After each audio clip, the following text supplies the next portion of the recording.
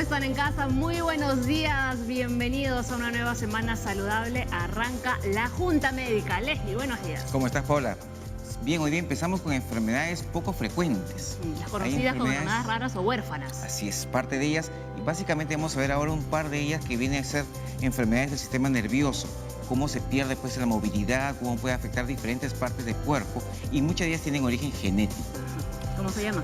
Son enfermedades neurodegenerativas. Me aprendí el nombrecito, si no te preocupes. Pero hablamos de la esclerosis múltiple y la esclerosis lateral amiotrófica. No se lo pierdan, por favor. Empezamos el programa.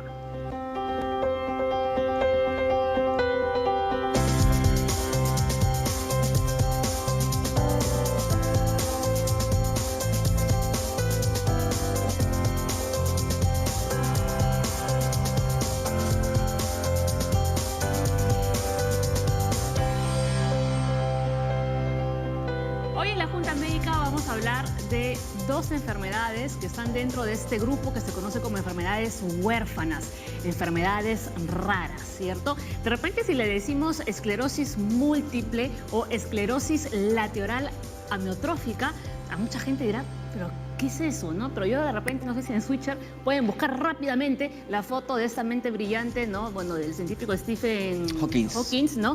Entonces mucha gente más o menos como que puede saber de qué estamos hablando. Así es. Vamos a ver enfermedades que tienen algún componente genético y básicamente imagínate un edificio que tengamos pues un apagón en un piso en estos, entonces no va a haber luz, no va a funcionar algo ahí. Entonces es algo parecido. Tenemos por ejemplo la esclerosis lateral amiotrófica, que es parte esencial donde vamos a tener la parte del sistema nervioso conectado a los músculos. Entonces los músculos van a perder fuerza constantemente y van a perder pues la movilidad, no van a poder desplazarse poco a poco hasta llegar al compromiso respiratorio. Claro. Entonces esta persona que tenga esclerosis lateral amiotrófica va a tener que depender de muchas personas para que le den de comer, para que puedan vestirla. Incluso van a depender de un sistema respiratorio artificial para que lo ayuden, porque esos músculos respiratorios tampoco van a funcionar a la larga. Claro, yo estaba buscando ayer información, ¿no? sobre esta enfermedad y escuchaba diversos casos de varias personas. Una de ellas, por ejemplo, comentaba que de pronto un día se levantó, su cerebro le daba la orden a sus piernas para caminar, pero sus piernas no respondían directamente. Así es. Y esto va siendo progresivo. ¿Te acuerdas que vino acá una chica, una doctora, una neumóloga con los aparatos que mencionaban para que ya no tengamos pues un respirador grandote, sino un respirador chiquito? Esos respiradores, por ejemplo, ayudan mucho para que puedan respirar en la casa. Van a depender de un sistema respiratorio y lo malo pues es que tienen muchas infecciones que van a estar constantemente presentes, ya que depende de un sistema respiratorio externo, se pueden meter bacterias, puede haber infecciones y se van a complicar mucho más. Entonces, aquí lo que hay que ver es un diagnóstico temprano para poder comenzar a hacerle pues cierto tipo de rehabilitación y enseñar a afrontar todo este tipo de debilidades. Bueno, aquí hay que resaltar que no hay cura hasta el momento para estas enfermedades, ¿no? Es una investigación continua realmente. Sí, para esta enfermedad desafortunadamente no hay ningún tipo de cura y se tiene pues programas en los cuales se les va enseñando a los familiares y al paciente cómo va a ir progresando la enfermedad y cómo hay que ir manejándolos constantemente.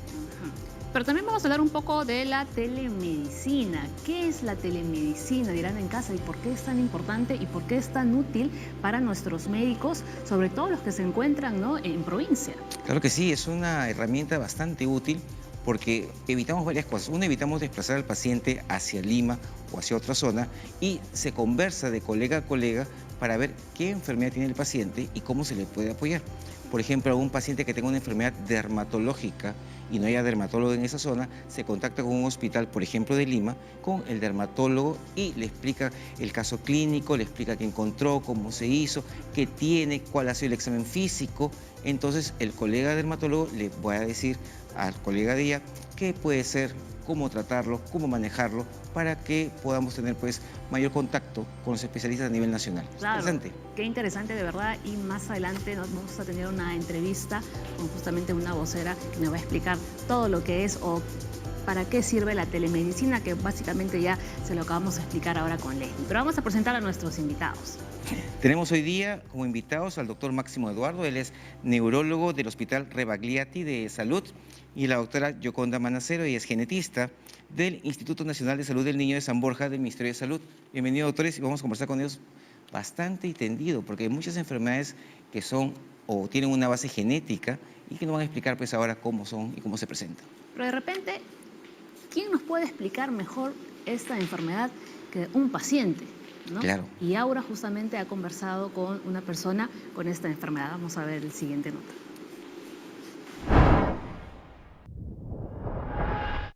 Las enfermedades neurodegenerativas, tales como el ELA y la esclerosis múltiple, tienen muchas veces un proceso lento y silencioso antes de ser diagnosticado.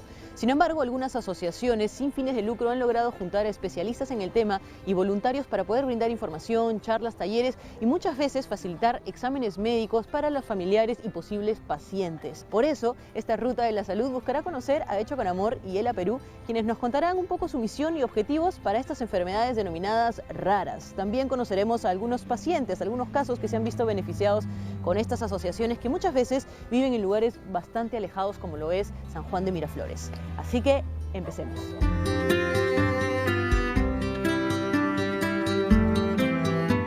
Él empezó a los 45 años con síntomas que no le daba importancia, como que empezó a quedarse el pie izquierdo.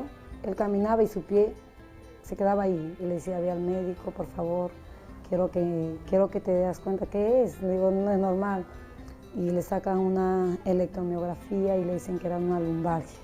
Me dieron un tratamiento, pero empezó a crecer la enfermedad. En vez de sentir mejoría, sentía que avanzaba más y cada vez se sentía más cansado. La fatiga era más continua, hasta que empezó a contagiar al otro lado.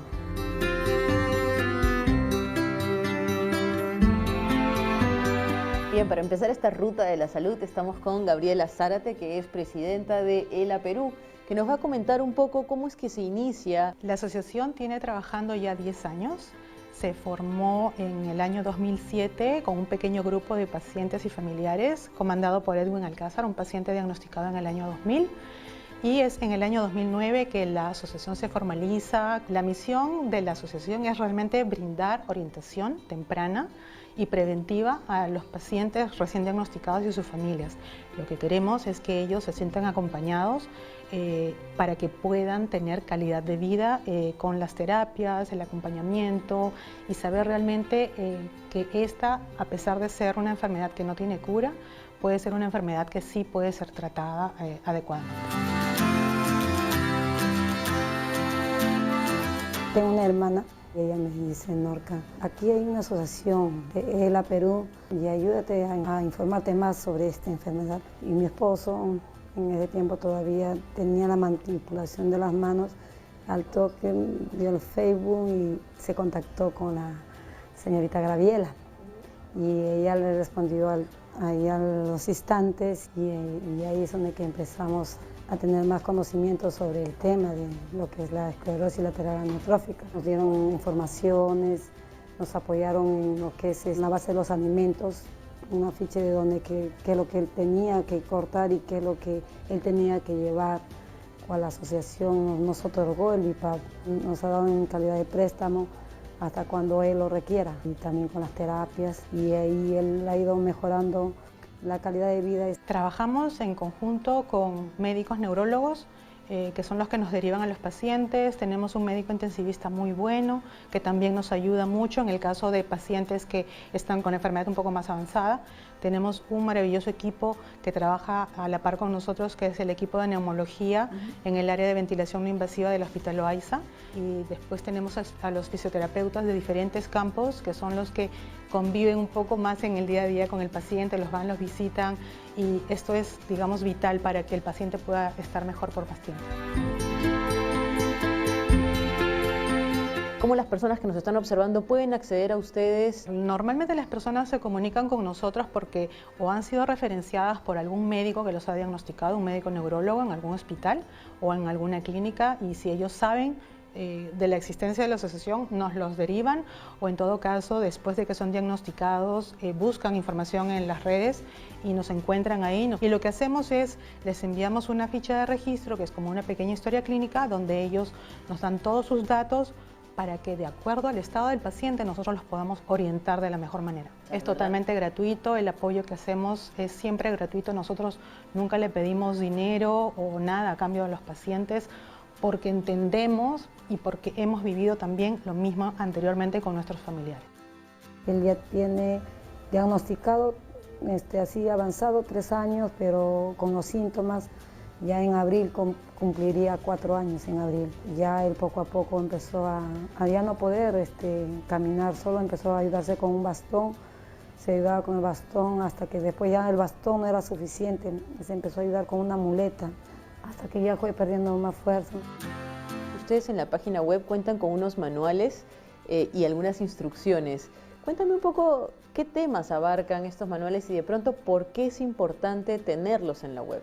A ver, lo que nosotros tratamos es de darles justamente esta orientación sin salir de casa en algunos casos, porque lo que es importante es la prevención. Siempre tratamos de enfocar que el cuidado es preventivo en este caso. Una vez que el paciente es diagnosticado, es importantísimo que tenga orientación en temas de nutrición, alimentación, en todo lo que son los temas de respiración, terapias, apoyo psicológico, adicionalmente todas las implementaciones que necesitan hacerse en la casa para que puedan estar mejor, movilizarse, para que la persona no esté aislada en algún ambiente de su casa, sino que pueda seguir teniendo una vida social activa dentro de su casa, compartir con la familia. ¿Qué alianzas tienen ustedes? Nosotros formamos parte de la Alianza Mundial de Asociaciones de ELA desde el año 2010 y en el 2017 se creó la Unión Latinoamericana de Asociaciones de ELA, que es UNELA. Entonces trabajamos en conjunto tanto en América Latina, compartimos mucho de nuestras experiencias, nos reunimos una vez al año, el próximo año tenemos una reunión acá en Lima y aparte, compartimos también la experiencia internacional. Adicionalmente a estas dos alianzas, tenemos una alianza con un hospital de Francia, que es el equipo de neumología de este hospital, que también nos da muchísimo apoyo y que justamente este equipo está llegando ahora en octubre a Lima para dar capacitación.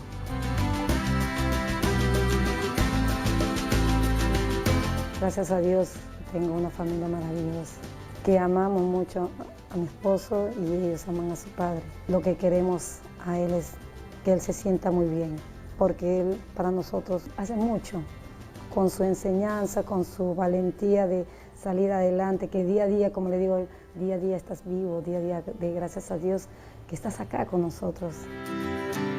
Cualquier tipo de donación siempre va a ser bienvenida. Nosotros somos una entidad perceptora de donaciones. Si nos quieren hacer algún tipo de donación, después la pueden deducir de impuestos.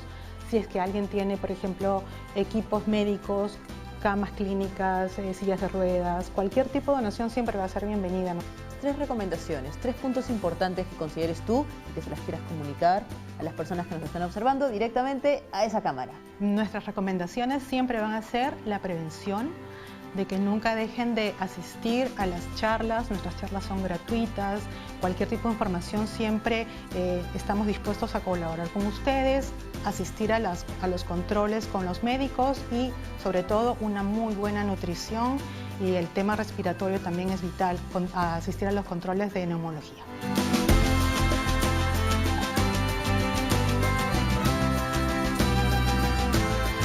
Ese dolor que se vino cuando nos enteramos era muy fuerte.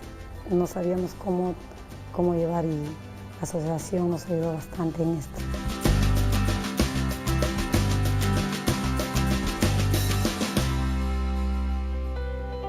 Realmente no, hay que resaltar que a pesar de todo comentado con los doctores, el paciente no ha perdido la sonrisa. ¿No? Importante. Sí, es importante eso. Al inicio del programa decíamos, ¿no?, que Stephen Hawking, físico teórico, fue justamente una persona que padeció ELA. Y creo que es uno de los ejemplos, uno de los referentes, ¿no?, que nos viene muy bien para que la gente que está en casa más o menos sepa de qué estamos hablando. No es una enfermedad, ¿no?, progresiva, ¿no?, que va afectando nuestros músculos. O sea, van dejando de responder poco a poco.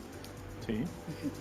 Y básicamente la pérdida de fuerza no tiene nada que ver con la parte intelectual. Exacto. La vida intelectual es así. Entonces, cuando comienzan los ELAs, ¿cómo debutan?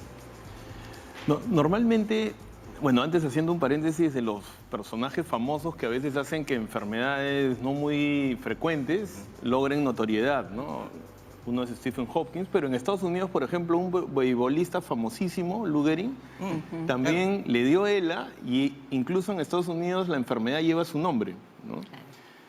En Francia, por ejemplo, Charcot, que fue el que definió esta enfermedad, a nivel anatomopatológico, con el microscopio, lleva el nombre de Charcot también en Francia, ¿no? Entonces, hay personajes que van dando a veces relevancia a las enfermedades y van haciendo que las personas las conozcan más, digamos, ¿no? Ahora, esta enfermedad es una enfermedad debilitante. Entonces, como una enfermedad debilitante crónica, el paciente en un inicio va notando ciertas incoordinaciones, ciertas torpezas, algunos problemas para caminar, o en algunos casos algunos problemas para deglutir, ¿no? Y comienza a avanzar, o sea, es una enfermedad que progresa, que nunca se detiene en realidad, ¿no? Entonces, también presentan calambres, algunos movimientos en los músculos que les parecen raros, que se llaman fasciculaciones, pero esa enfermedad no da ningún síntoma sensorial, ¿no? O sea, no tiene ningún síntoma sensorial y respeta algunas cosas como tú has dicho muy bien, ¿no? Que, por ejemplo, la parte intelectual no se modifica en lo absoluto, porque básicamente altera la parte final de la vía motora, ¿no? Que vendría a ser las motoneuronas, ¿no? Sin embargo, digamos, lo que lleva al médico al paciente es que empieza a notar de que los músculos también empiezan a disminuir su volumen, se empiezan a atrofiar, y eso es lo que da nombre a la enfermedad, ¿no? O sea, Charcot, que fue el que la describió por primera vez, con el microscopio notó la atrofia en los músculos y la esclerosis lateral en la médula, ¿no? O sea, en la médula, si uno hace un corte anatómico en la médula espinal, en el fascículo lateral se ve que hay una atrofia. Entonces eso se llama esclerosis lateral y amiotrofia en relación al músculo, ¿no? Entonces, esta enfermedad compromete tanto la vía superior, digamos, la primera neurona, como la segunda, que es la que da el movimiento final al músculo, ¿no? Y cuando hablamos de esclerosis múltiple... Claro. Ahora, ese término anatomopatológico nos confunde un poco, ¿no? Porque esclerosis es cualquier estructura en anatomía patológica, digamos, que se atrofia o que pierde, digamos, función, ¿no? Pero esclerosis múltiple es una enfermedad completamente diferente a la esclerosis lateral amiotrófica en el sentido de que, digamos, sí ataca mucho el sistema nervioso en otras zonas, o sea, no solamente es una sola vía, y ataca básicamente lo que se llama la mielina, ¿no? La mielina es el recubrimiento que tienen los axones en las neuronas. Ahí tenemos una imagen, mira. Claro, y eso va, digamos, es como un blanco en que se va atacando. Entonces, esta enfermedad puede empezar. La esclerosis múltiple se refiere a que si uno hace cortes del cerebro o hace cortes en la médula, uno nota esas zonas, digamos, de pérdida de función y de esclerosis, como dice el término, en muchas partes, incluso médula, tronco, cerebro, ¿no? Ahora, se le considera también una enfermedad neurodegenerativa como la esclerosis lateral amiotrófica, pero en la esclerosis múltiple hay mucha investigación en la parte autoinmunológica, ¿no? Ahora, para nosotros en Latinoamérica es una enfermedad poco frecuente, pero para los países nórdicos, por ejemplo, Inglaterra o Suecia o todos estos países, es 200 personas por 100.000, o sea, no es poco frecuente. También en Latinoamérica, digamos en Argentina, también es muy frecuente, ¿no?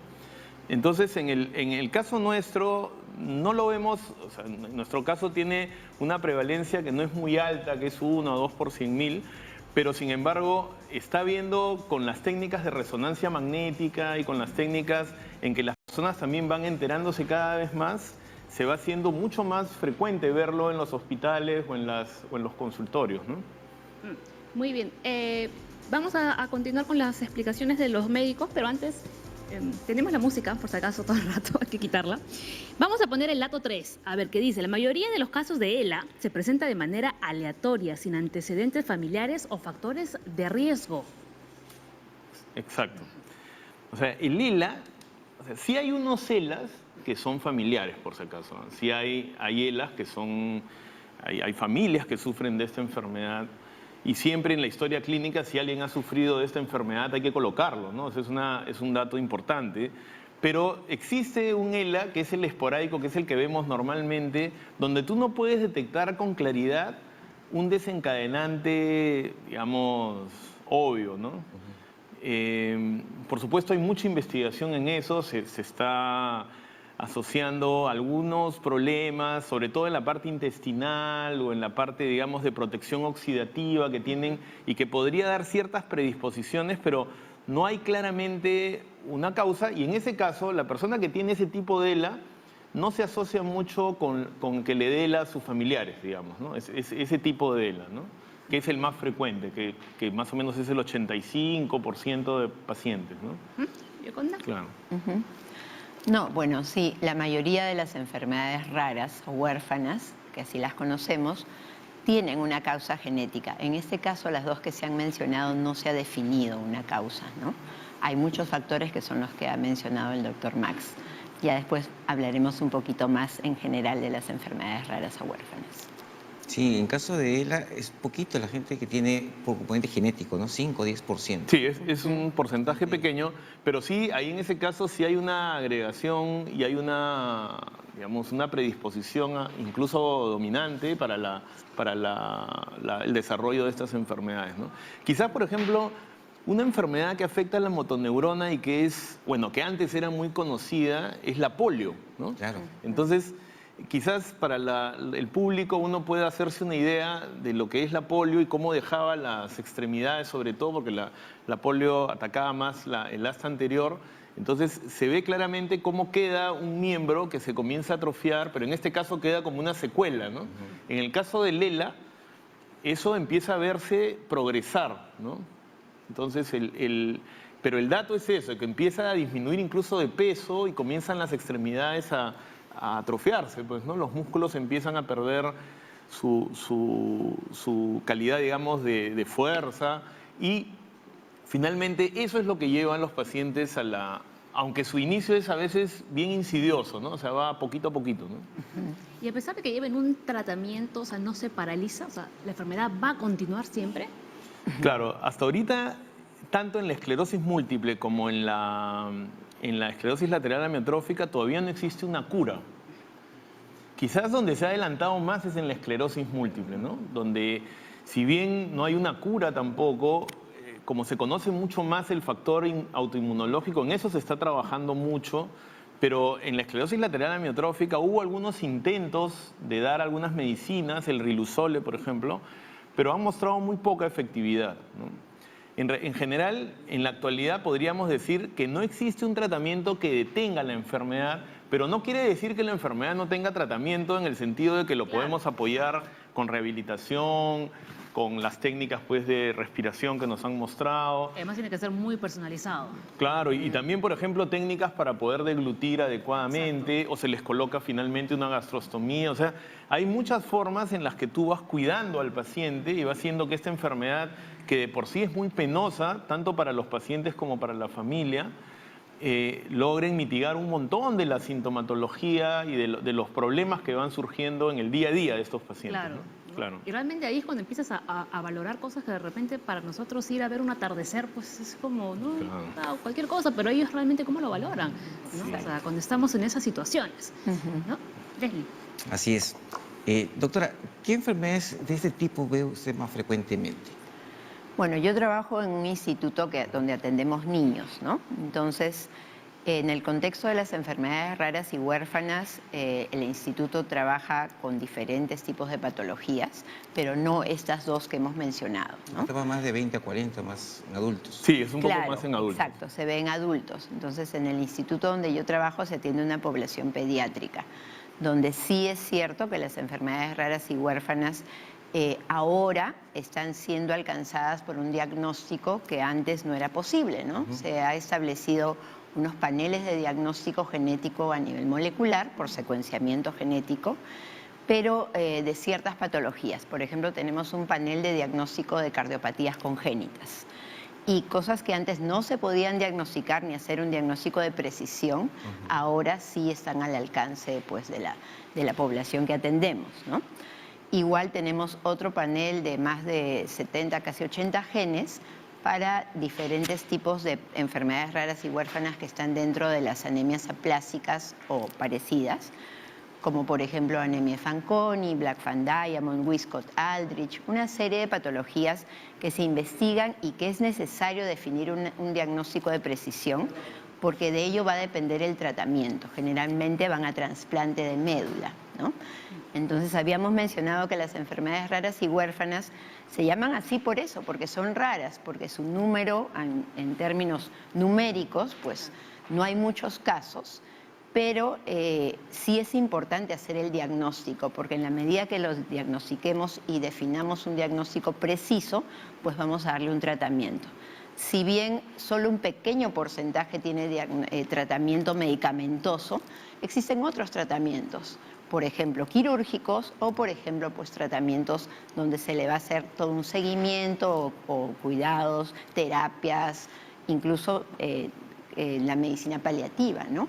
Entonces, dependiendo del diagnóstico de precisión que hagamos, pues vamos a tener cuál va a ser el seguimiento y cómo se va a hacer el enfoque del caso, ¿no? Doctora, cuando uno habla de una enfermedad genética, usualmente piensa que uno tiene que tener malformaciones visibles, pero no necesariamente es así.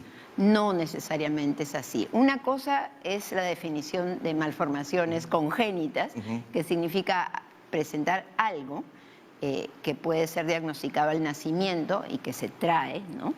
desde la etapa prenatal, pero no necesariamente eso es genético, no es sinónimo de genético. Es más, una persona puede tener una patología genética y llevar una vida normal muchos años de la vida y de repente, pues después de los 30 años, comenzar una patología, ¿no? Por ejemplo, pues ese es el caso de Huntington, ¿no? Claro. O la diabetes, ¿no? O la diabetes. Claro. O también de repente pues puede tener unos años de normalidad, ser un niño normal y de repente alrededor de los 4 o 5 años tener dificultades para caminar, que también es algo neurológico, y ser una distrofia muscular de Duchenne. Eso también, el hacer un diagnóstico lo más pronto posible va a permitir poder enfocar mejor el caso y brindarle un mejor tratamiento, ¿no? En el caso de Lela y la esclerosis múltiple, ¿hay algún gen, algo que se pueda predecir o...? Bueno, en realidad todo eso está en investigación, porque hasta hace poco pues se decía que no hay una causa, pero comentábamos hace un momento que siempre hay un trasfondo genético, ¿no? Y ahora en la genética pues no se habla solamente de la genómica, que es lo que uno puede investigar a nivel de ADN, ¿no? Sino más allá, a nivel de las proteínas, que es la proteómica, a nivel intracelular de los mecanismos internos de la célula, eso es la metabolómica. Entonces a ese nivel estamos, ¿no? Y hacia ahí va la nueva tendencia que es la medicina de precisión.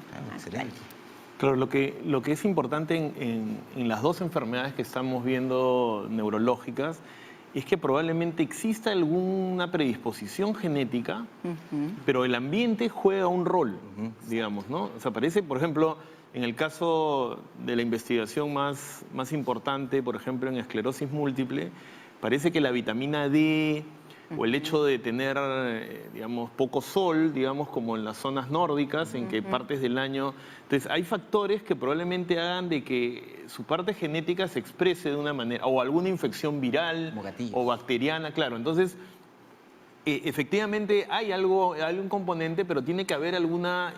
por ejemplo, en el Lela, el asunto está en la parte de soportar la parte oxidativa, ¿no? Entonces, podría ser que ante determinados tipos de estrés o agresión celular termina desarrollando la enfermedad, ¿no? Ahora, en ambas, como una predisposición importante es las enfermedades del gluten, ¿no? O sea,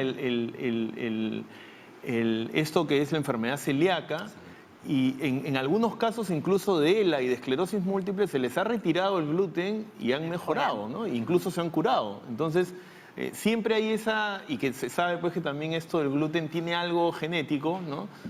Y como ves, por ejemplo, la parte intestinal a veces uno piensa de que no tiene mucha relevancia en las enfermedades neurológicas, pero se está investigando cada vez más que tiene una asociación bien grande, ¿no? Segundo cerebro, ¿no dicen? Claro, el segundo cerebro, y además estas enfermedades lo que ocasionan es como una pérdida de la barrera digestiva que hace ingresar muchas toxinas, bacterias, virus, y eso es lo que genera finalmente muchas de nuestras enfermedades neurológicas y que están en mucha investigación en la actualidad, ¿no?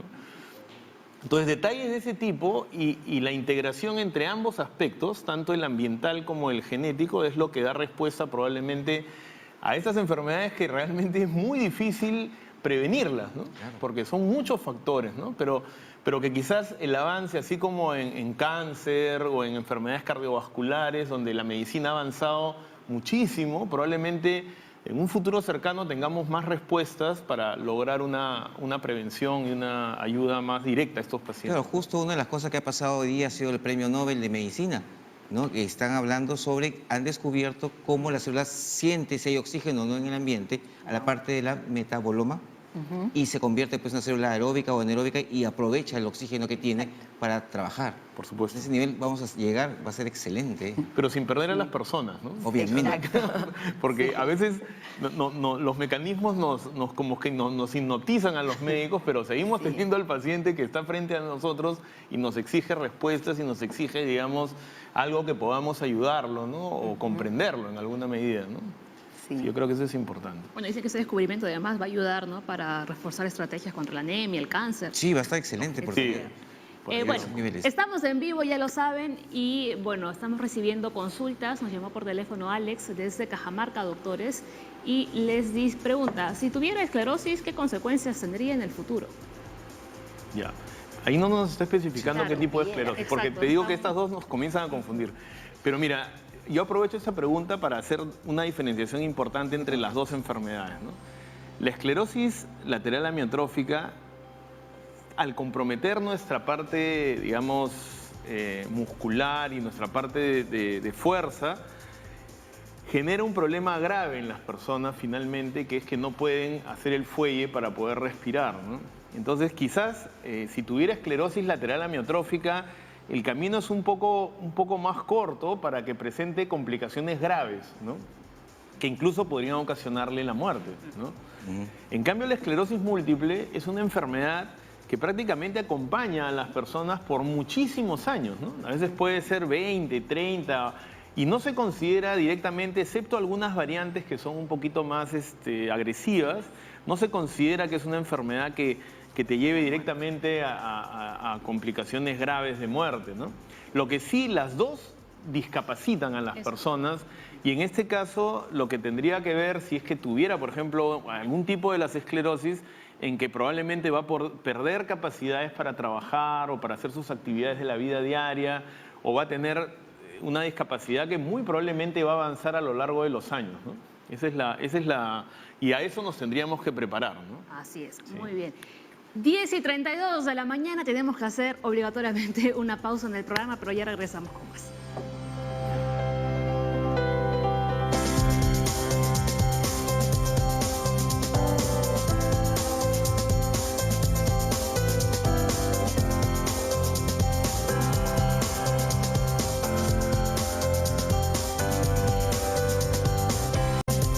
Continuamos en la Junta Médica. Vamos a centrarnos un poquito en este bloque en la esclerosis múltiple. En la esclerosis múltiple, el sistema inmunológico ataca la capa alrededor de los nervios, deteriorando la comunicación entre esos y el cerebro, ¿no? Y antes nos habían puesto una imagen que le sirvió muy bien al doctor, ¿no?, para explicar qué es lo que sucedía, que esto se va dañando, ¿no?, y que va generando la enfermedad. ¿Podemos volver nuevamente a poner la imagen, por favor? Ahí está, doctor, ahí lo tenemos. Sí. Algo acá que es muy importante y que marca, digamos, una diferencia entre cómo se aprecia en la actualidad el paciente con esclerosis múltiple, es que siempre se pensó que la esclerosis múltiple solamente era de la sustancia blanca, digamos, la que lleva las vías largas y la médula, pero en la actualidad se ha investigado mucho de la mielina que está en la corteza, digamos, ¿no? Entonces, la esclerosis múltiple, si bien sus manifestaciones más importantes son en la marcha, en la debilidad, incluso en los problemas visuales como las neuritis ópticas, ¿no?, que vendrían a parecer como si fueran las vías nomás, también tienen muchos síntomas neuropsicológicos los pacientes, e incluso con el avance de la enfermedad van teniendo problemas en la atención, problemas cognitivos, problemas emocionales, que es porque también la enfermedad ataca no directamente a las neuronas de la corteza, pero sí a la mielina, que finalmente, al alterar esa mielina, también altera los axones y también destruye neuronas, digamos, ¿no? Entonces, es una enfermedad que, si bien se le ha caracterizado siempre como una enfermedad desmielinizante, o sea, de la mielina, el modo en que produce la degeneración o la parte, digamos, progresiva de la enfermedad es porque también daña los axones y daña las neuronas, finalmente produciendo un problema muy serio en el funcionamiento final del cerebro de las personas o de las vías largas, ¿no? ¿Cómo llegan ustedes a este diagnóstico? Ya. Una persona generalmente joven, ¿no? La edad de inicio está entre los 20 y los 40 años, generalmente mujer, ¿no? Porque es mucho más frecuente en las mujeres que en los hombres, comienza a manifestar un primer síntoma que podría ser una debilidad de una pierna o de un brazo, o que no puede ver bien por un ojo y comienza a tener dificultades visuales. Es una debilidad perenne, ¿no? No. O va sea, y viene. Generalmente cuando empieza la enfermedad, se presenta con esa debilidad y a veces en el transcurso de unas semanas, esa debilidad debe durar más de 24 horas, ¿no? Pero en el transcurso de unas semanas o unos pocos meses el paciente se recupera y a veces incluso ni va al neurólogo en esos primeros episodios, o son episodios sensoriales también, porque que manifiestan que se están produciendo esas plaquitas que te digo que comienzan a dañar y que son como ataques, digamos, de la enfermedad. Porque esta enfermedad se presenta en lo más frecuente como ataques, ¿no?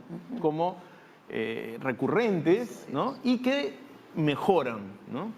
En el curso de la enfermedad va mejorando, a veces mejora tanto que el paciente no le hace tanto caso. O sea, que son engañosas. Son engañosas, pero a veces cuando compromete la visión o como compromete a veces un vértigo o da un dolor muy fuerte como tipo neurálgico, el paciente va al médico. Entonces, lo que ha diferenciado mucho la facilidad en diagnosticar a la enfermedad es debido a que ahora existe la resonancia magnética.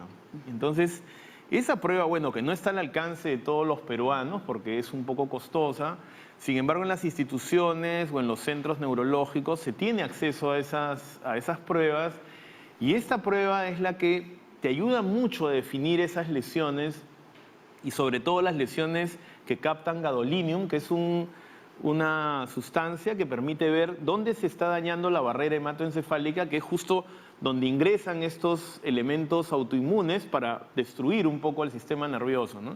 Entonces yo pienso de que eso ha hecho de que el diagnóstico se acelere bastante.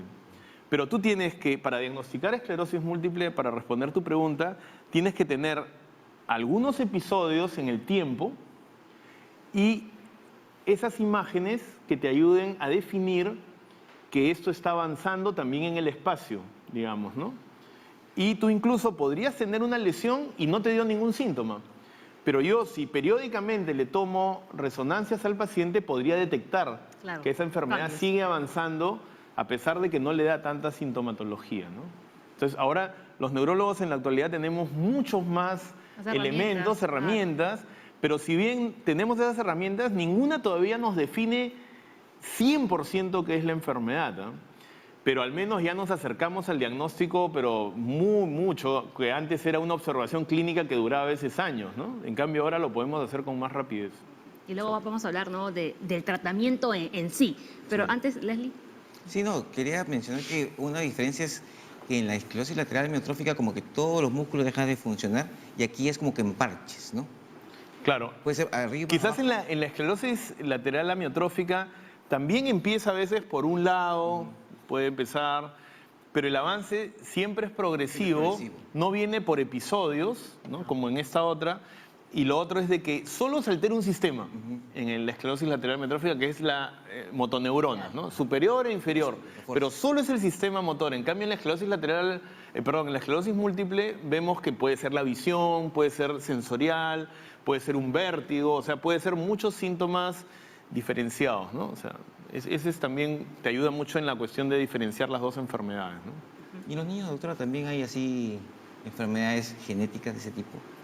Hay muchas enfermedades, sí. De hecho, en el aspecto de la neurología, en el hospital tenemos todo un área de las que se encarga de las enfermedades neuromusculares, ¿no? Por ahora todavía no se ha implementado el hacer el diagnóstico por un panel de enfermedades neuromusculares en la institución, pero se está en vías de implementar, ¿no? Pero se trabaja generalmente con asociaciones de pacientes o se hacen convenios con otros institutos. Hemos trabajado el año pasado con un centro de enfermedades neuromusculares en París, ¿no? Y a través de esos convenios pues se logra hacer diagnóstico de precisión, porque ese es el punto, que en las enfermedades raras y huérfanas se llaman así porque justamente están en la orfandad, ¿no? Están en la orfandad de todo, de tener accesibilidad al diagnóstico, de tener accesibilidad a los tratamientos, pero se está trabajando mucho a nivel del MINSA, ya que existe una ley para las enfermedades raras y huérfanas y ahora hay un reglamento de ley. Se está trabajando en rehacer el listado de enfermedades raras y huérfanas porque muchas habían quedado fuera. Estamos hablando de como 7.000 enfermedades. Y entonces en ese listado se está trabajando ahorita a través de comisiones intersectoriales y además se está trabajando en que se va a lanzar un aplicativo para tener un registro nacional de todos los pacientes que tengan enfermedades raras y huérfanas a nivel nacional. Doctora, ¿y qué tanto, por ejemplo, esas enfermedades se ven más en familias que, digamos, que son un poquito más como que se entrecruzan entre ellos, básicamente entre los familiares, ¿no?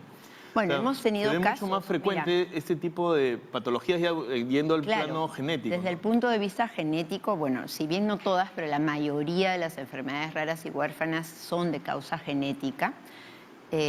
Podría mencionar un ejemplo, ya que estamos hablando a nivel neurológico, ¿no? En la etapa pediátrica, la más frecuente, teóricamente, es la distrofia muscular de Duchenne. Pero bueno, es que es difícil hacer el diagnóstico, ahora sí lo tenemos implementado en el hospital y también en el Instituto de Ciencias Neurológicas. Pero el punto es que una vez diagnosticado un caso, por ser ligado al X, entonces es la madre la portadora.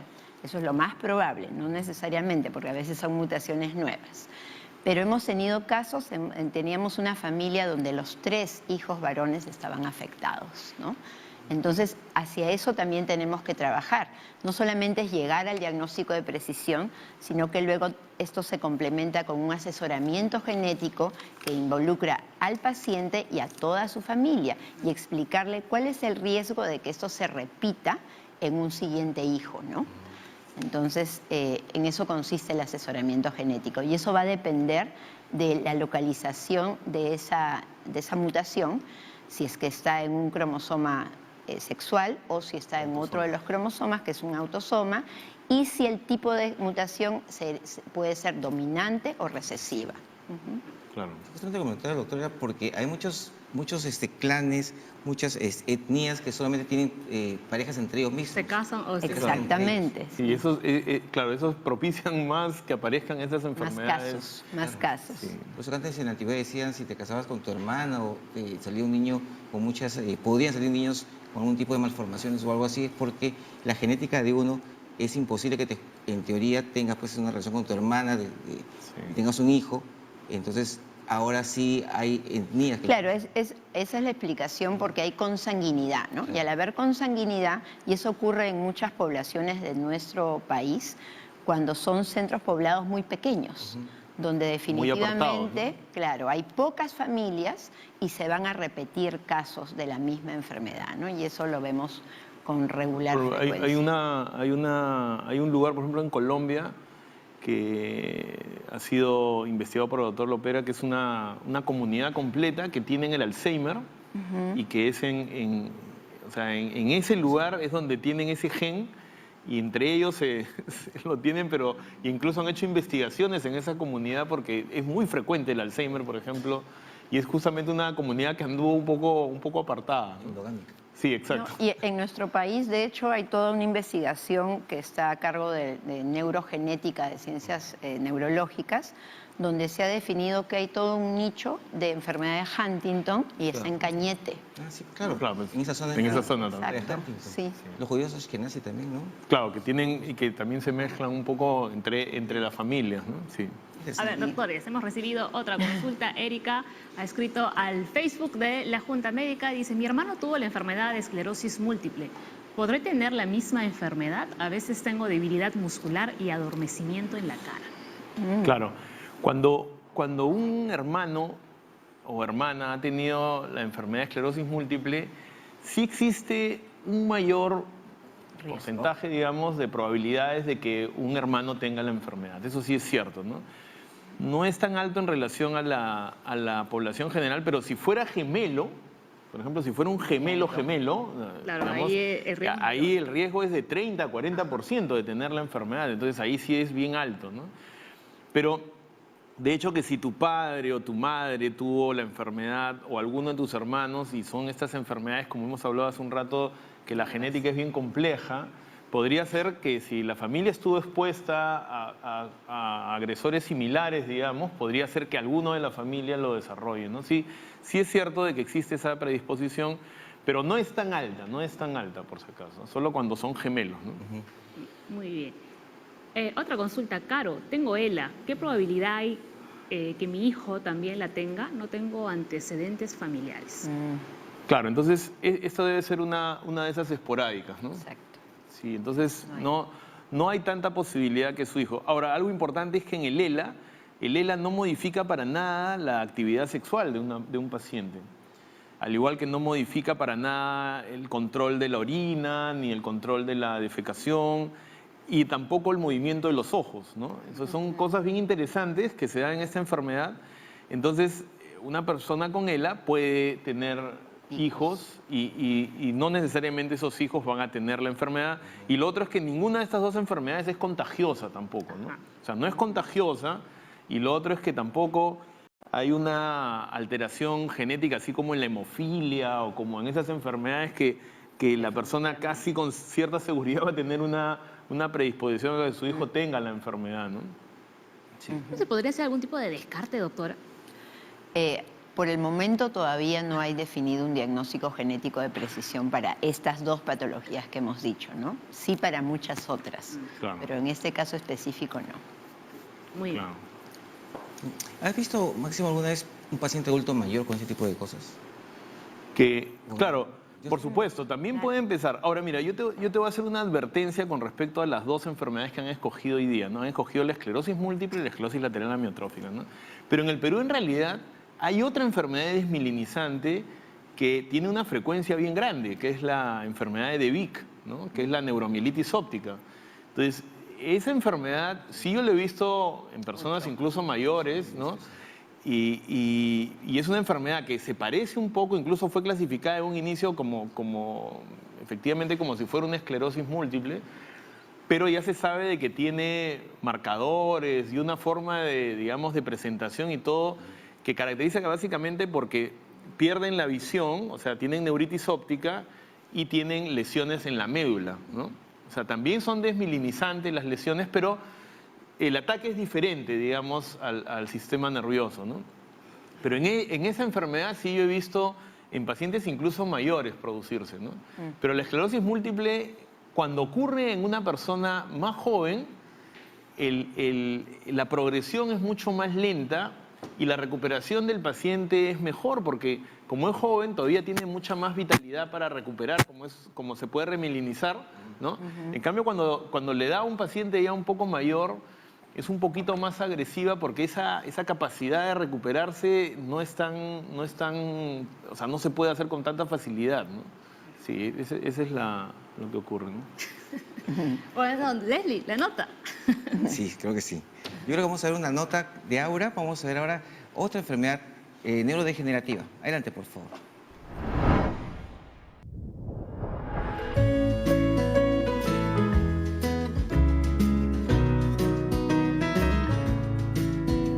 Bueno, yo fui diagnosticada hace 6 años de esclerosis múltiple. En realidad fue el mismo día que cumplí 18 años.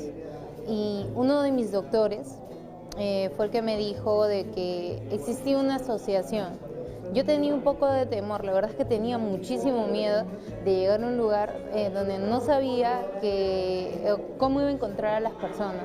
Bueno, llegué hecho con amor y fue muy lindo, o sea, me trataron muy bien, me dieron la esperanza de que no iba a terminar mal como yo pensaba o internet me lo planteaba.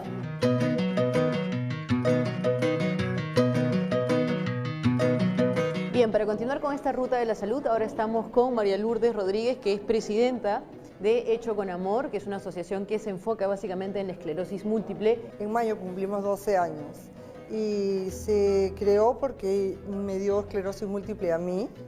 Creí que era el momento, o sea que para algo me había tocado a mí y pensé de qué manera poder ayudar a personas que como yo tuviéramos esta enfermedad y que no tuvieran las posibilidades, digamos, que yo podía tener, ¿no? Y poderlas complementar de la manera en que nosotros lo hacemos, ¿no? Damos charlas mensuales para ayudar a los pacientes a estar bien informados, porque es su derecho. Damos aparatos ortopédicos a lo largo de su vida, todo lo que son exámenes médicos para el diagnóstico o el control médico, atención también de médicos especializados en esclerosis múltiple, sean neurólogos, oftalmólogos, que son neurooftalmólogos, neuropsicólogos, trabajamos a nivel nacional, ¿no?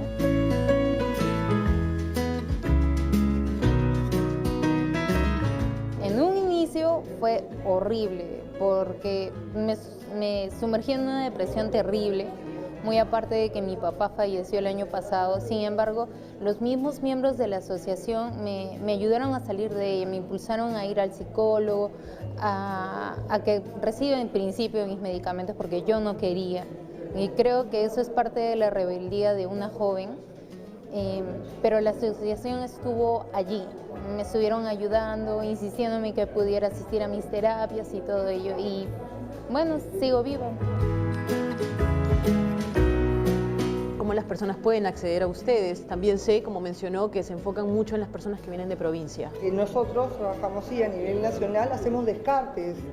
A nivel nacional viajamos con nuestros doctores que son especialistas, viajamos a provincia para dos cosas. Aparte de hacer el descarte médico, es donde se consigue todas estas personas y tener una realidad sobre el verdadero colchón de esclerosis múltiple, que no solamente es Lima, sino especialmente está en provincias, sino que los médicos que viajan con nosotros dictan charlas a los médicos que están de la zona para abrirle los ojos sobre cómo es esta enfermedad.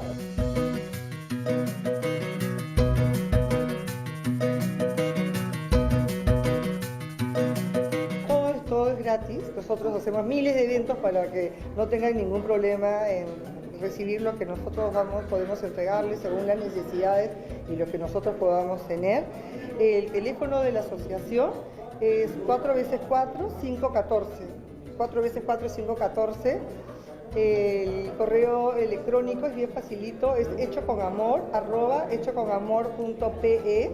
Cuando vamos a provincia atendemos a más de 500 personas cada vez que hacemos descarte. Lo que a Dios gracias no significa que todos tienen la enfermedad. Siempre venimos con 2 o 3 de compañía, pero y en la asociación somos más o menos 300 y pico personas.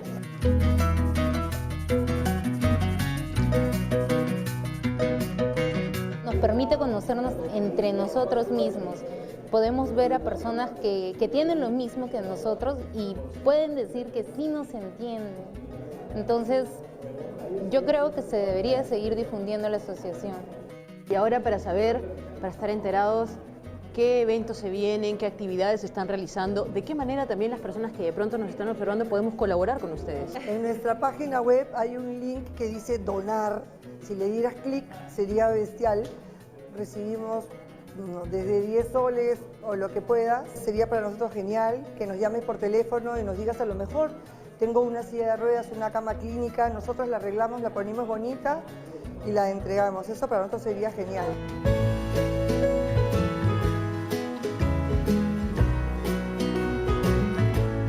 Si tienes esta enfermedad, consulte siempre con tu médico, sigas todo lo que te dice y tu medicina no la vayas a dejar fuera del refrigerador. Es importantísimo seguir la línea de frío. Si tienes la enfermedad, te estamos esperando en Hecho con Amor. Si tienen esclerosis múltiple, no se rinden. Y las personas que no la tienen, por favor, procuren entendernos, porque realmente es una enfermedad bastante complicada de entender.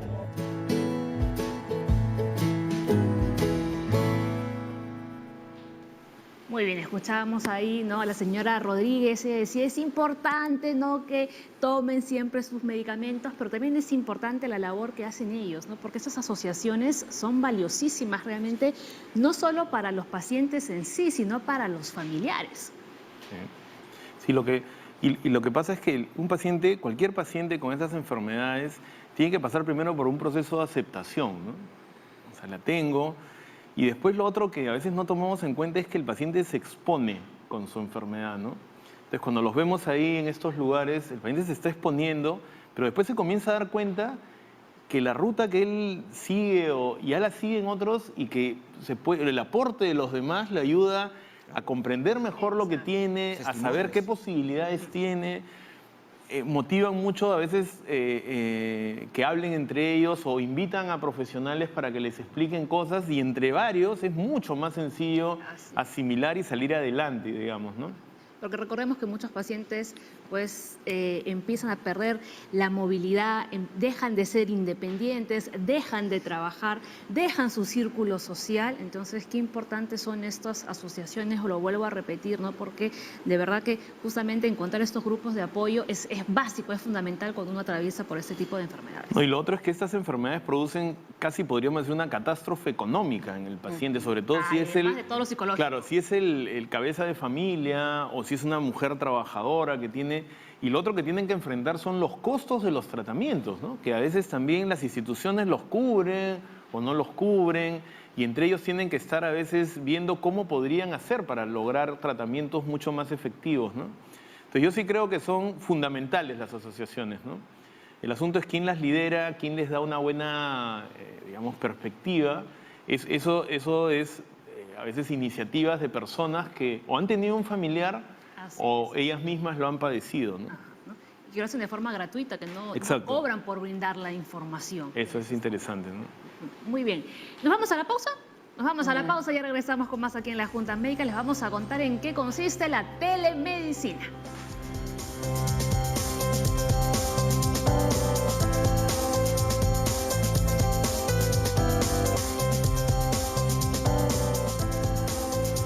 Estamos de regreso en la Junta Médica y le damos la bienvenida a la doctora Lili Cao, directora ejecutiva de Telemedicina. ¿Cómo está, doctora? Bienvenida. Buenos días. Al inicio ya con Leslie estábamos un poquito adelantando lo que era la telemedicina. La verdad que qué interesante, ¿no? Sobre todo decíamos para los médicos que de repente están en zonas alejadas o en provincia, que no cuentan de repente con especialistas, ¿no?, en concreto y pueden comunicarse con especialistas aquí en Lima. Así es. Nosotros aquí en el Ministerio de Salud, desde la Dirección de Telemedicina, trabajamos arduamente con los diferentes establecimientos de salud. Primero, tener en cuenta que la telemedicina es aplicar la herramienta que es la tecnología de información y comunicación, que son la TIC, que conoce muchas de las personas, y a través de esa comunicación nosotros enlazamos entre dos profesionales de salud que muchas veces se necesita. Se necesita porque encontramos establecimientos de salud de primer nivel que son establecimientos de menor complejidad hacia un establecimiento de mayor complejidad. Y qué mejor la que usted mencionó, que la telemedicina acerca el especialista a la población, porque hay una gran necesidad de la población por un tema de especialidad, no solamente para el médico general. Cuando ocurren situaciones en que el médico general necesita un apoyo de un especialista, ya no necesita referir al paciente. Y en esa que se evita la referencia, se hace la conexión entre una especialidad en un establecimiento de mayor complejidad, sea del segundo o tercer nivel.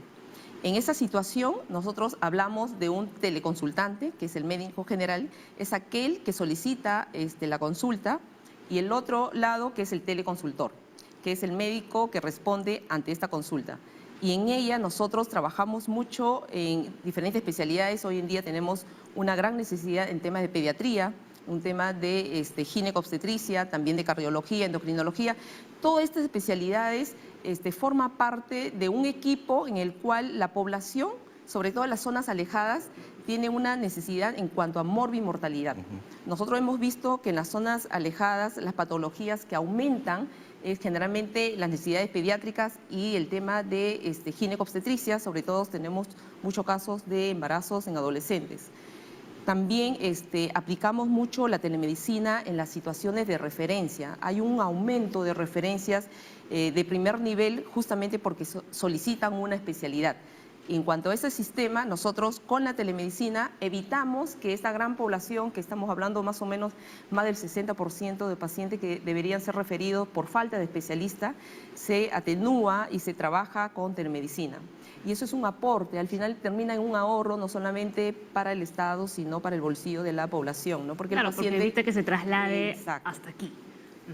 Sí, importante porque nosotros vemos eso diariamente en los hospitales. En el hospital nos llega la consulta, viene nuestra clínica en la cual están viendo qué pasó, qué le han hecho, qué tiene el paciente ahora, y luego uno se comunica cara a cara, por decirlo así, con los colegas. Y es interesante porque te ahorras un montón de cosas. ¿Cuál es de todas las especialidades, cuál es la que más están pidiendo actualmente? Porque Nosotros, de verdad, discúlpeme, todas, piden todas, por suerte. En realidad todas. Nosotros estamos fortaleciendo los establecimientos de primer nivel, sobre todo en las zonas alejadas. En las zonas alejadas donde el acceso a los especialistas es complejo porque la geografía, la misma geografía del establecimiento de salud y de las comunidades no permite que el paciente en tiempo real llegue a una referencia al segundo o el tercer nivel. Entonces priorizamos las morbilidades y mortalidades de esa población. Y justamente yo le decía, las patologías y las especialidades que más frecuentes necesitan es de pediatría y de gineobstetricia, porque hay poblaciones que todavía estamos con problemas de desnutrición, con un tema de anemia, también hay embarazo con complicaciones. Entonces, para evitar todo eso, trabajamos no solamente en los controles, sino haciendo campañas. No solamente esperar que la población llegue al establecimiento de salud por una sintomatología, y solicitar a un especialista, sino hacer una campaña de control y promoción. Sabemos que el primer nivel prioritariamente deberían trabajar en tema de promoción y prevención, y en ese sentido, ante una campaña hemos visto que las enfermedades infecciosas abundan en esas localidades más alejadas de la zona urbana. Por lo tanto, estas son las patologías y estas son las especialidades que necesitan más, ¿no? El médico internista, el infectólogo, el pediatra, el ginecobstetra, ¿no? Entonces, también hemos visto que en las regiones los hospitales de tercer y segundo nivel están llanos para hacer el tema de telemedicina. Hay accesibilidad a los especialistas en trabajar en esta herramienta adicional en su día a día del trabajo del médico. No solamente examino al paciente directamente, sino que a través de la telemedicina, la expresión que hace el médico general que presenta el caso de su paciente, también lo resuelve. También hemos visto casos de oftalmología, también solicitan casos de oftalmología por el tema de infección, ¿no? No solamente infección de tipo gástrico, respiratorio, sino también oftálmico.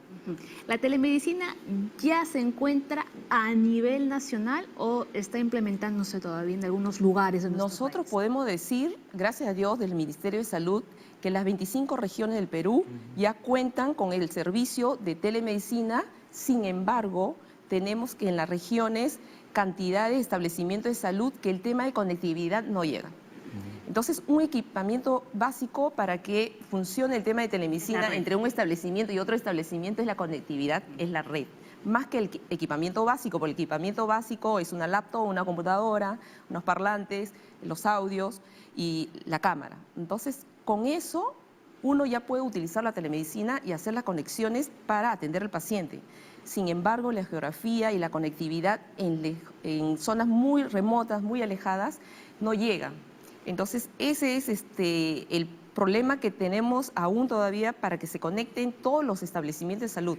Sin embargo, las 25 regiones ya están conectados y hoy en día, de 8.000 establecimientos de salud a nivel nacional, tenemos 1.300 establecimientos conectados en la red nacional de telesalud, toda la red. Pero todavía falta. Estamos trabajando. A ver, nuestros doctores en la Junta Médica, ¿ustedes ya han probado la telemedicina? ¿Ya la han utilizado con sus colegas? Bueno, sí, en el Instituto Nacional de Salud del Niño de San Borja tenemos implementado lo que es telesalud. Muchas veces los hospitales de los diferentes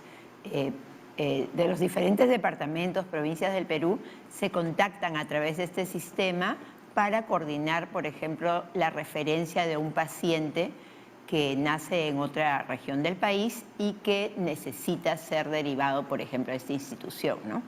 Y enlazando el tema con las enfermedades raras y huérfanas, por ejemplo, si fuese un niño que tiene una cardiopatía congénita que entra dentro de lo raro, como una tetralogía de Fallot, por ejemplo, presentan el caso y para coordinar esta referencia y que sea operado en el instituto, ¿no? Bien, doctor Eduardo. Sí, yo pienso de que efectivamente hay cosas que tanto los pacientes siempre quieren consultar, digamos, ¿no? Y yo creo de que estos sistemas que son del siglo XXI nos facilitan eso, ¿no?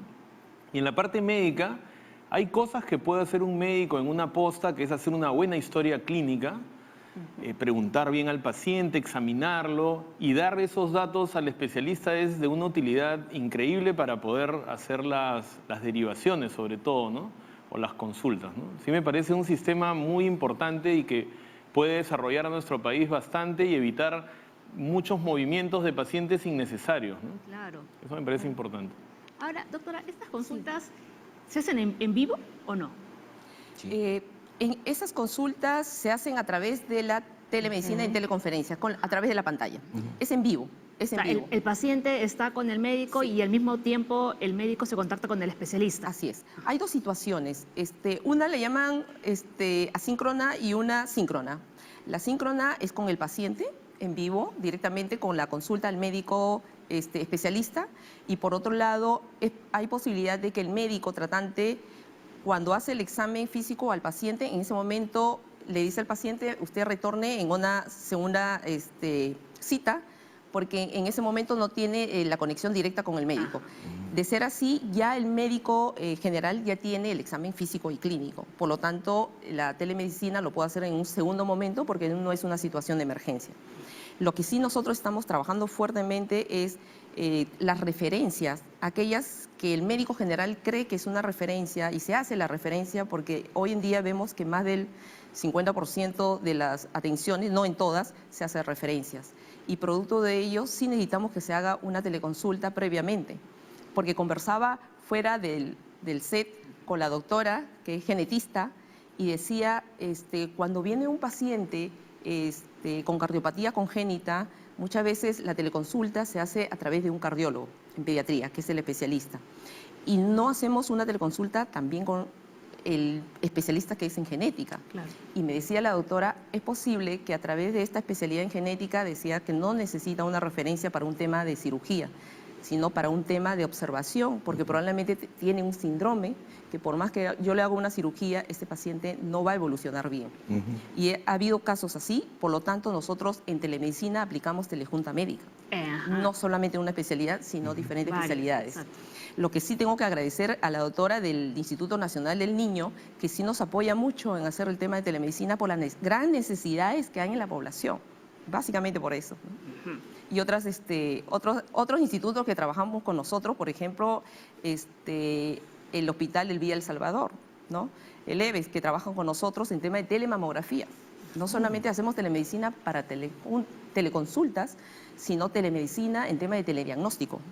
Hay teleecografía, telemamografía, y el EVES y el Hospital Villa El Salvador trabajan mucho en resolver aquellos establecimientos que cuentan con un técnico y que el técnico solamente hace la toma de la mamografía, el examen, y ese examen viaja al hospital para que un radiólogo pueda hacer la lectura del informe. Y en tiempo real puede remitir ese informe al primer nivel y tener la respuesta. Y no viaja el paciente, ¿no? Claro. Doctora Manacero, ¿quería comentar algo? Sí, solamente que este es un trabajo multidisciplinario, ¿no? No ganaríamos nada que una sola persona opine, sino que en la mayoría de los casos, cuando se solicita presentar un determinado caso clínico, tiene que tener una buena historia clínica, muchas veces tiene imágenes o no, vemos al paciente e intervienen todas las especialidades que tienen relación con el caso, ¿no?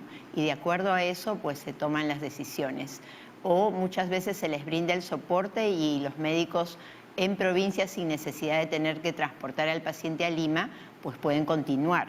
Y otras veces se les da las herramientas para que lleguen a una institución de mayor complejidad donde se le dé la solución definitiva, como puede ser una cirugía o de repente pues un trasplante de médula ósea, ¿no? Muy bien, doctora Cao, muchísimas gracias por haber estado en el programa, ¿no? Y explicarnos un poco más acerca de la telemedicina y su importancia sobre todo, ¿no? Así. En el día a día. En el día a día y sobre todo en nuestro país que estamos acostumbrados a centralizar todo en Lima. Así es. ¿no? 2 puntos adicionales al tema de beneficio de la telemedicina. No solamente acorta la distancia y la brecha del especialista al paciente en la atención, sí se reducen los costos definitivamente en un tema de referencia, pero por otro lado también hay una ayuda, hay una ventaja en el establecimiento de salud porque se reduce la demanda, ¿no? Porque muchas veces hay una alta demanda no solamente por las atenciones de los pacientes que llegan al establecimiento de salud, sino aquellos que son referidos.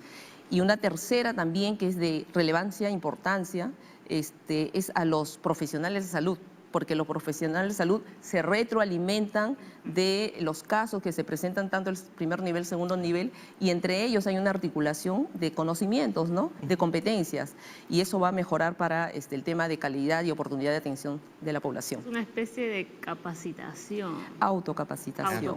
Autocapacitación. Y al final quien se beneficia es el paciente, porque recibe toda la atención que debe recibir por los especialistas y que en esta unión los colegas pueden terminar el tratamiento allá y si se requiere una referencia, acá lo vamos a tener y con ya con una buena evaluación, directo o dirigido a su tratamiento. Así es.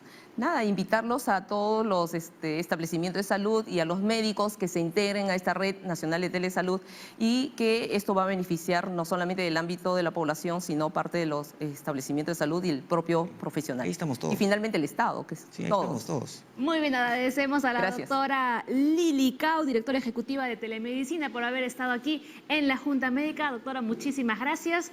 Pausa en el programa, pero antes, la pregunta, antes de irnos al corte. Lisbeth dice, la esclerosis múltiple se debe a la disminución del ácido butírico. ¿Butírico? ¿Tú qué dices, Leslie?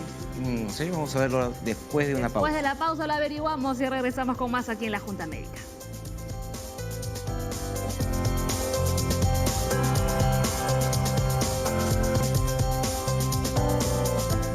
Muy bien, vamos a responder la consulta que nos hizo la televidente, ¿no? Que casi obligado a los doctores a sacar sus libros.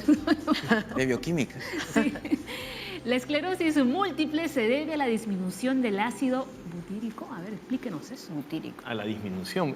En realidad, el ácido butírico, como revisábamos, es un componente que se tiene en la mantequilla, es una grasa, y que entra en algunos ciclos metabólicos, ¿no?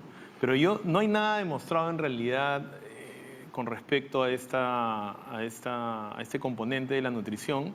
Sin embargo, sí existe, y esto aprovecho esta pregunta sí existe mucho material, digamos, de investigación con respecto a las dietas, con respecto al uso de vitaminas, vitamina C, vitamina E como antioxidantes. O sea, hay mucha información de eso. Pero en la actualidad ninguna de esas, excepto lo que les dije del problema del gluten, no se ha visto una influencia tan importante. Lo de la vitamina D, por ejemplo, que es lo que también está bastante en investigación, se sabe de que algo tiene que ver la vitamina D en el proceso de la esclerosis múltiple, pero cuando a los pacientes se les da vitamina D, no es que tampoco se consiga una mejoría tan grande del problema, digamos, ¿no? Entonces, es importante nutrirnos de forma saludable y todo lo que sabemos, pero todavía no hay una demostración clara de que un componente único sea el que produce la enfermedad, ¿no? De alguna manera, o su disminución en la dieta, ¿no? Okay. Eso. Muy bien, a ver. Varias preguntas, vamos a responder así bien puntuales. Marlene dice, mi hermana de 53 años tiene esclerosis lateral amiotrófica, pero se ahoga muy seguido. ¿Cómo puedo ayudarla?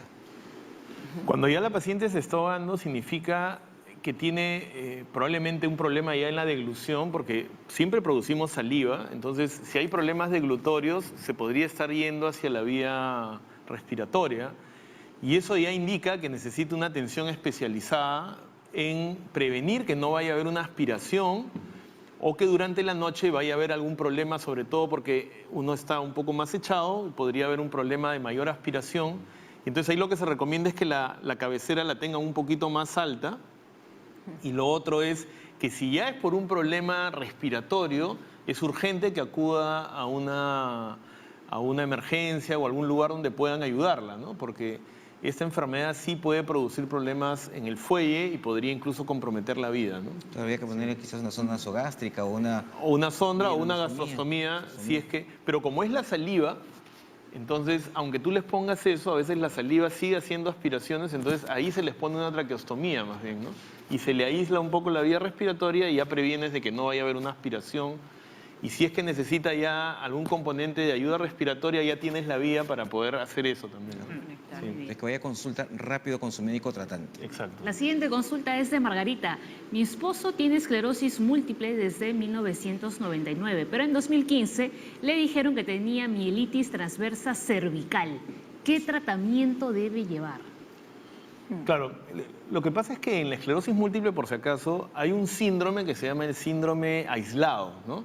Entonces, a veces un paciente puede tener, por ejemplo, una neuritis óptica o puede tener una mielitis y que sabemos de que se ha comprometido efectivamente la parte de sustancia blanca, pero a veces en el transcurso no desarrolla la esclerosis múltiple, solamente se queda con el síndrome aislado o único, ¿no? Algunos pacientes sí tienen eso y es su primer síntoma de una esclerosis múltiple posterior, ¿no? Pero no necesariamente con una mielitis podemos decir que el paciente tiene el diagnóstico de esclerosis múltiple y a veces es el único episodio y de ahí ya no se desarrolla más y podría ser que no tenga más bien el diagnóstico de esclerosis múltiple. Ahí habría que evaluarlo con pruebas o haciéndole resonancias, ¿no? María Elena dice, mi hija tiene la enfermedad por deficiencia de CDKL5, la cual está dentro de las enfermedades raras y aún no hay otro caso en Perú. ¿Qué puedo hacer? ¿A dónde debo acudir? Doctora. Bueno, no dice la edad de su hija. Sí, clave, ¿no? Espero que si está en edad pediátrica, pues podría acudir al Instituto Nacional de Salud del Niño San Borja, porque me imagino que ese diagnóstico se lo han hecho por citometría de flujo. Entonces hay que definir bien cuál es el diagnóstico de fondo, cuál es definitivamente qué es lo que tiene y si es que es susceptible de recibir algún tratamiento, ¿no? Si es que está por debajo de los 18 años, ese sería el lugar donde debe de ir. ¿Y un adulto en Lima dónde podría acudir? Para este tipo de patología, los adultos, a ver, citometría de flujo lo hacen en el INEN, pero creo que solamente en relación a enfermedades neoplásicas, ¿no? No sé si el hospital, a nivel de MINSA, el OAISA probablemente, ¿no? No estoy segura, pero si está en edad pediátrica, será bien recibida en nuestro instituto. Sí. Seguimos con los niños. Miley dice, si hablamos... Ay, no, me cambiaron la pregunta. Si hablamos de afección. A ver, Miley dice, si hablamos de afección de mielina, ¿cuáles son las diferencias entre una esclerosis múltiple y Guillain-Barré? Claro, ahí es importante que hay que diferenciar la mielina periférica de la mielina central, ¿no? Incluso la célula que se encarga de hacer la mielina periférica es la célula de Schwann, la célula que se encarga de realizar todo el componente de la mielina central es el oligodendrocito, ¿no? Pero tienen características diferenciadas. Ahora, aquí hay un error de repente, por ejemplo, en la neuritis óptica, ¿no? Uno dice, pero si tiene un nervio, porque todos sabemos en medicina que el nervio óptico es el segundo nervio, pero en realidad el nervio óptico tiene la mielina central también, o sea, no tiene la mielina periférica, ¿no? Por eso es que la neuritis óptica es muy frecuente en los pacientes con esclerosis múltiple. Pero son enfermedades que se diferencian. El Guillain-Barré, siendo un ataque agudo a la mielina periférica, solamente es un ataque, ¿no? La esclerosis múltiple son muchos ataques a la mielina central, sería, ¿no? Entonces, si bien es afectada en las dos enfermedades la mielina, la diferencia es que es diferente la mielina central de la periférica y por eso los componentes de ataque son diferenciados y las enfermedades no se mezclan, digamos, ¿no? Ok, aclaradísimo. Jimena dice, mi hermano tiene ELA desde hace 3 años. ¿Existe algún tratamiento para combatirlo? Sí, como hablábamos hace un rato... No, desde hace 3 años. Todavía no existe un tratamiento para detener la enfermedad, ¿no? Pero lo que sí se puede hacer es mejorar sus condiciones del paciente que está con el problema clínico, ¿no? Entonces, si ya tiene 3 años, ya debe estar un poquito avanzado, ¿no? El ELA a veces avanza muy rápido, a veces también el ELA puede avanzar un poco más lento, ¿no? Pero ya en 3 años ya debería tener algunos problemas para caminar muy importantes o problemas de deglución. Entonces ahí se le debería apoyar en ese sentido, ¿no? Y darle consejos para cómo alimentarse, cómo la parte respiratoria, sobre todo en las noches, cuestiones de rehabilitación, sobre todo para ayudarlo en los movimientos, a veces en los calambres y estas cosas. Para todo eso hay medicación, ¿no? Entonces, no todos debutan igual, ¿no, doctor? Hay quienes, por ejemplo, tienen debilidad en las piernas. He visto casos de otras personas que se les fue la voz, pero continúan caminando. Claro, el que empieza por la parte, digamos, o sea, el sistema, digamos, de las motoneuronas son 3 sistemas en realidad, ¿no? Un sistema que va hacia los ojos, el otro va hacia los núcleos del tronco cerebral y el otro va hacia la médula, que es el que se distribuye finalmente en las extremidades, ¿no? La que va un poquito más complicada es la que va a los núcleos del tronco. Esa es la que rápidamente compromete la parte deglutoria o respiratoria, ¿no? En cambio, la que va por las extremidades a veces va un poquito más lenta, ¿no? Ahora, es un poco impredecible también decir eso, pero hay algunos pacientes que van avanzando, se detienen un poquito y ¡brum!, después comienzan a avanzar más, ¿no?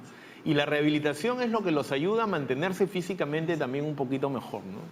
Pero sí es un poco diferente por dónde inicia y las complicaciones que podrían tener, ¿no? Claro. Sí. ¿Leslie? Sí, Avi dice, el diagnóstico de esclerosis múltiple puede ser determinada solo con resonancia. Las bandas oligoclonales me salió negativo. Claro, en este caso, por ejemplo, si las bandas oligoclonales salen positivas, refuerza el diagnóstico, ¿no?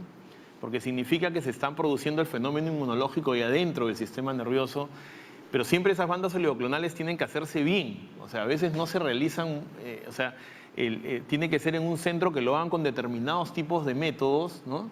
Entonces, y tiene que hacer una comparación con la sangre también, ¿no? Entonces, eso es lo que te hace unas bandas oligoclonales bien hechas, ¿no? Y bueno, hay que hacer una punción lumbar y hay que extraer el líquido, que también es un poquito, no estamos haciendo esa prueba, por ejemplo, con tanta facilidad, ¿no? Sí. Pero la pregunta es que la resonancia magnética tampoco como único es lo que te da el diagnóstico. En realidad el diagnóstico de esclerosis múltiple lo da el aspecto temporal y lo da el aspecto espacial, donde la resonancia magnética nos ayuda, digamos, ¿no? Pero no es solo con resonancia, siempre tiene que haber, y también para clasificar qué tipo de esclerosis múltiple es, hay que hacer una buena historia y ver cómo va el curso y ver cuántas crisis. Pueden haber crisis que no se manifiestan también, digamos, tan claramente, ¿no? Y siempre es bueno, cuando ya se diagnosticó, seguir realizando resonancias magnéticas para ver cómo va el avance real de la enfermedad también, ¿no? Eso también es importante. Muy bien, vamos ya con la última consulta antes de que nos gane el tiempo. Rocío, se dice que la miopatía distal de Welander es primo de la esclerosis lateral amiotrófica. ¿Esta enfermedad tiene tratamiento? Claro, cuando tú tienes, por ejemplo, si es una miopatía, en realidad no es igual que la esclerosis lateral amiotrófica. La esclerosis lateral amiotrófica es una enfermedad que afecta a los nervios, ¿no? Pero sí algunas miopatías, no solamente esta, pueden aparentar ser esclerosis lateral amiotrófica. El diagnóstico diferencial es fundamental porque en esclerosis lateral amiotrófica estamos hablando de una enfermedad bastante grave, digamos, ¿no? En cambio, las otras podrían tener algún tipo de manejo o no ser tan graves también, ¿no? Esa diferenciación sí es importante. Perfecto, muy bien. 11:30 de la mañana, estamos con el tiempo límite, Leslie. Ha sido un programa bastante productivo, así que si hay algún tipo de debilidad muscular, se requiere que vea al neurólogo para que puedan determinar qué tiene y el mejor tratamiento que puede seguir. Agradecemos a nuestros invitados, doctora, doctor, muchísimas gracias por haber Bien. estado en el programa. Arrancamos la semana y eso nos fue el lunes, qué rápido. Sí. Muy bien, mañana más Junta Médica para todos. Es feriado mañana, es verdad, es verdad. Que tengan un buen inicio de semana. Chao, chao.